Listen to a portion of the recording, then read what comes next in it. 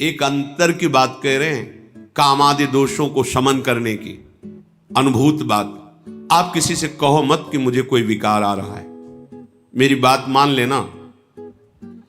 यह हम अपने हृदय की बात कहते हैं। किसी से भी मत कहो कि मेरे अंदर विकार आ रहा है।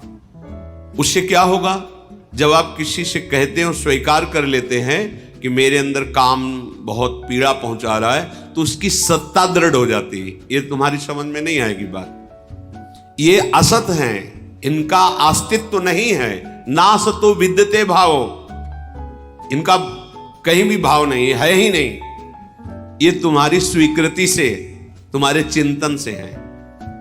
अगर आपने कह दिया तो इनकी सत्ता दृढ़ हो जाती है, फिर ये और परेशान करते हैं। ना होने पर भी ये ठूठ का भूत है शांत।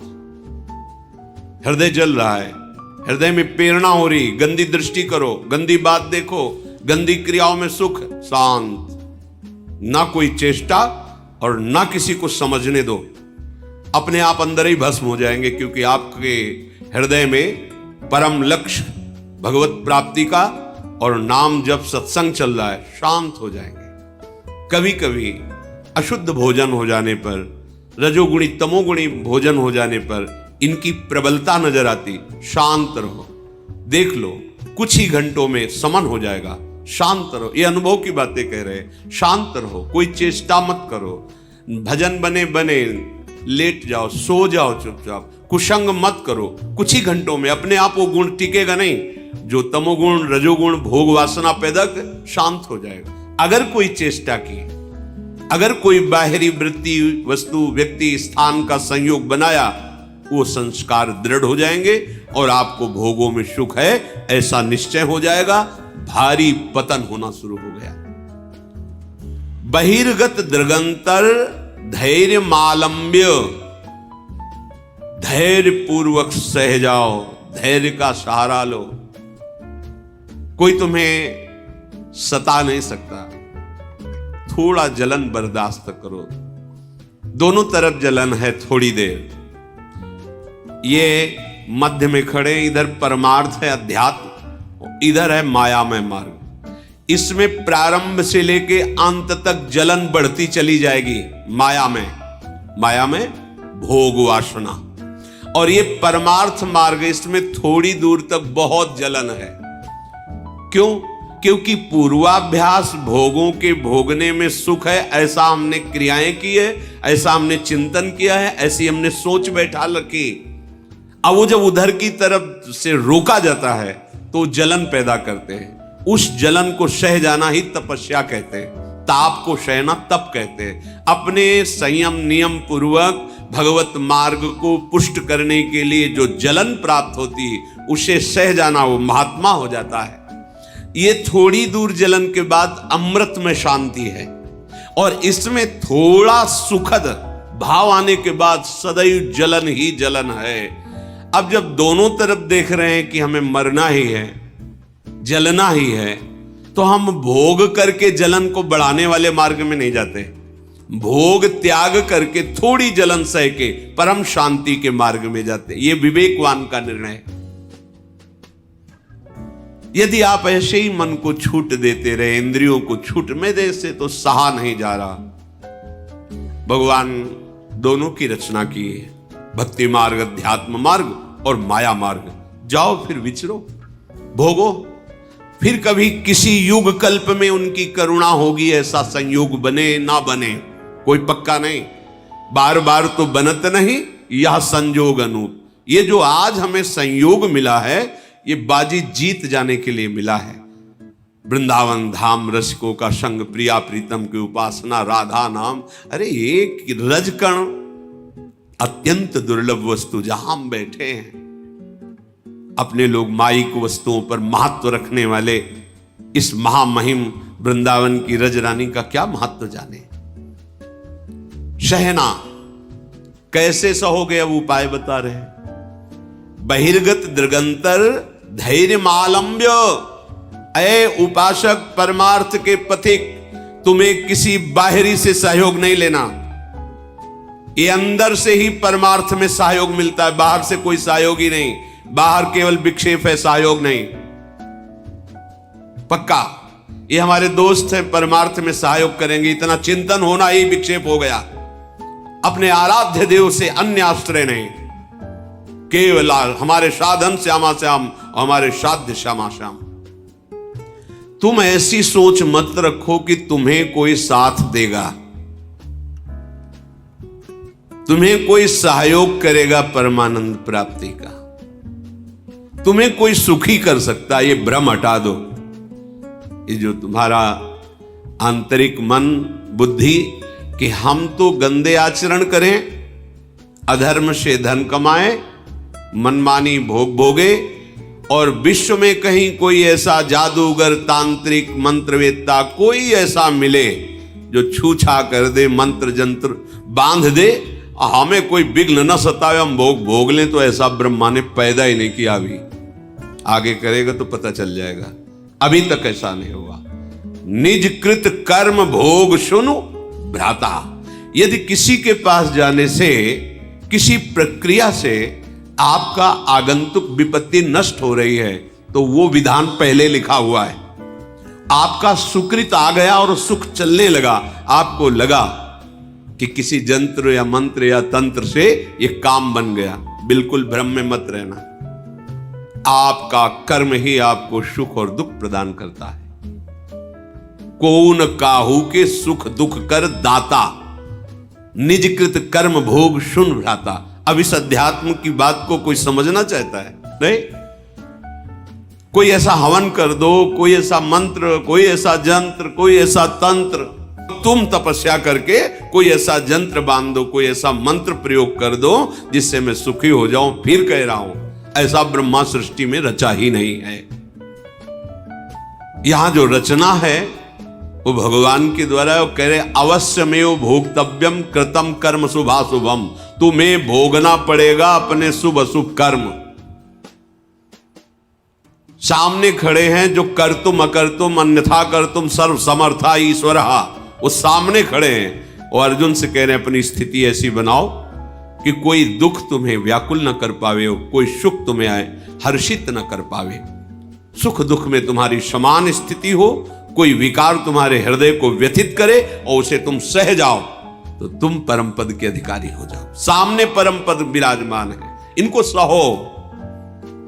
जंत्र नहीं बांधा, कोई वहां धागा नहीं बांधा। क्या कह रहे हैं? तास्तित क्षस्व भारत सहो, ये आगमा पाइनो अनित्यास, ये नाशवान है, इनको सह जाओ। यम ही न व्यथ्यन्ते ते पुरुषम पुरुषर्षभ सम दुखा सुखाधीरम स्वमृतत्वाय कल्पते। अमृत पद का वही अधिकारी है जो सुख दुख को समान भाव से सहकर निरंतर भगवत चिंतन परायण। ये जन्म है मनुष्य का, इसीलिए मिला है। अरे बातुल भूत विवश मतवारे, भोगों में मतवारे, रजोगुणी तमोगुणी वृत्ति धारण करने वाले अध्यात्म को स्वीकार करेंगे क्या? अगर स्वीकार कर ले तो अभी मंगल हो जाए। उनकी समझ में आएगी ये बात, सब ऐसे ही है, क्योंकि उनको सत्य संसार लग रहा है, उनको मैं शरीर लग रहा है, भोग उनको सुखद लग रहे हैं। अब उस सुख को प्राप्त करने के लिए धर्म अधर्म कुछ नहीं देखना, बस भोगना है। ऐसे लोग कहीं अध्यात्म की बातों को समझते हैं, अध्यात्म उनके हृदय में कहीं प्रकाशित होता है सामर्थ्य, पर वो स्वीकार नहीं कर सकते। इसलिए बहिर्गत दृगंतर धैर्य मालंब, ये बाहरी दृष्टि छोड़ो, धैर्य पूर्वक चलो। इस मार्ग में या इस जन्म में जो हमें भगवदानंद की प्राप्ति करनी, बहुत हिम्मत वाला बनना है, बहुत सहनशील बनना है, बहुत धैर्यवान बनना है। ये मन इंद्रियां आपको विचलित करेंगे, जलाएंगे।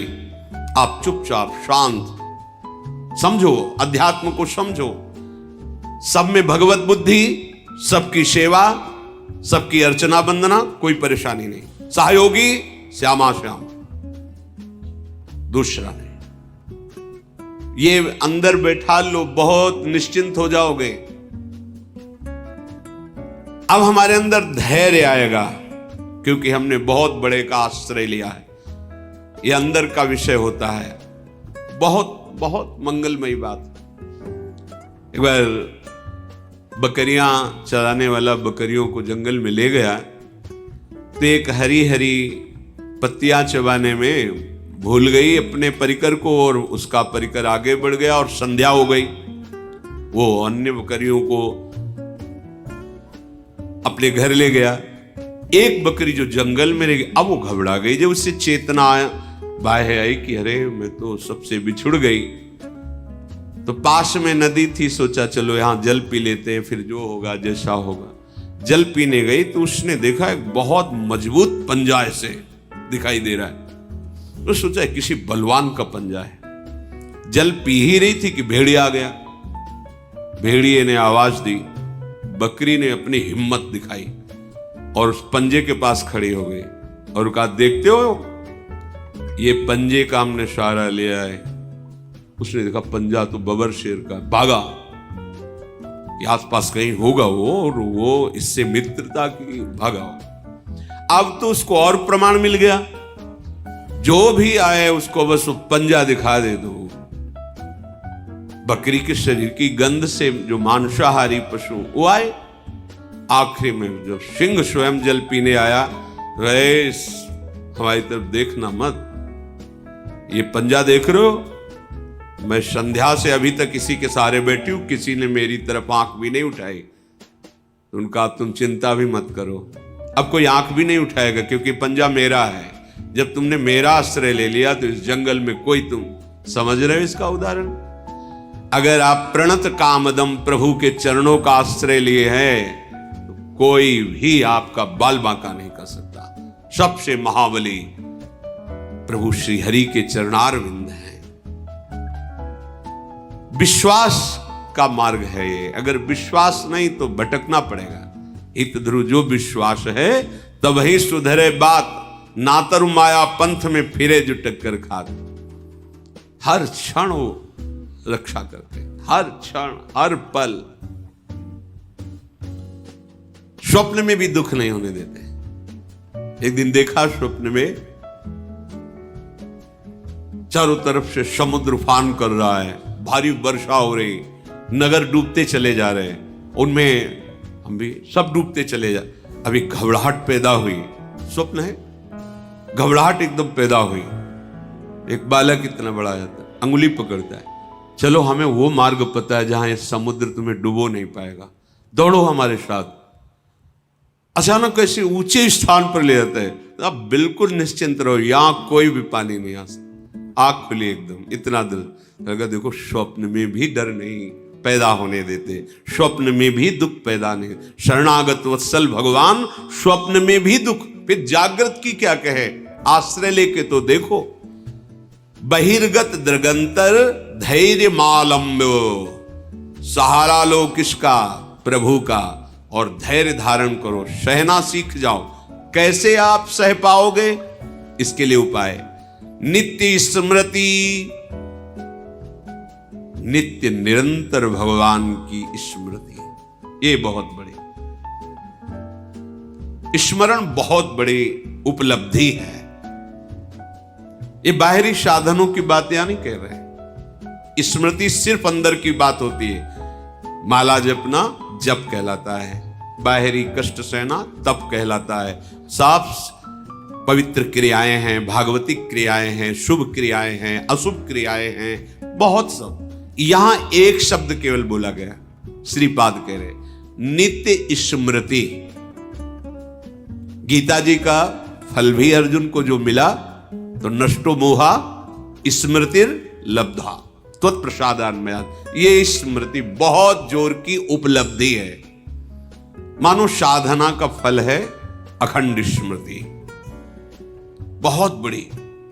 यस्य स्मरण मात्रेण जन्म संसार बंधनात् विमुच्यते, जिनका स्मरण जन्म मरण से मुक्ति दिला देता है। हरि स्मृति सर्व विपद विमोक्षणम, कोई भी विपत्ति तुम्हें दुखी नहीं कर सकती, गिरा नहीं सकती, फंसा नहीं सकती, निराश नहीं कर सकती। कब? जब हरि स्मृति, हरि का स्मरण चल रहा है। और अगर हरि का स्मरण नहीं तो कोई भी संपत्ति तुम्हें सुखी नहीं कर सकती। शंकर साहस विष्णु अज तो ही सकहि न राख राम कर द्रोही। कह हनुमंत विपति प्रभु सोई जब तो सुमिरन भजन न होई। स्मृति रात दिन अपनी प्यारी जो प्यारे जो के नाम की स्मृति, रूप की स्मृति, लीला गुण की स्मृति, धाम की स्मृति, भगवत प्रेमी महात्माओं की स्मृति। जिनको नाम लेत दुख छूटत सुख लूटत तिन संगति।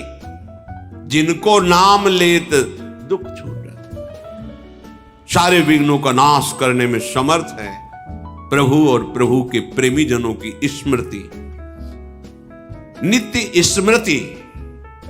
इस पर ध्यान दो, यही तुमको सब सामर्थ्य देगी सहने की। हर समय मधुर मधुर स्मृति।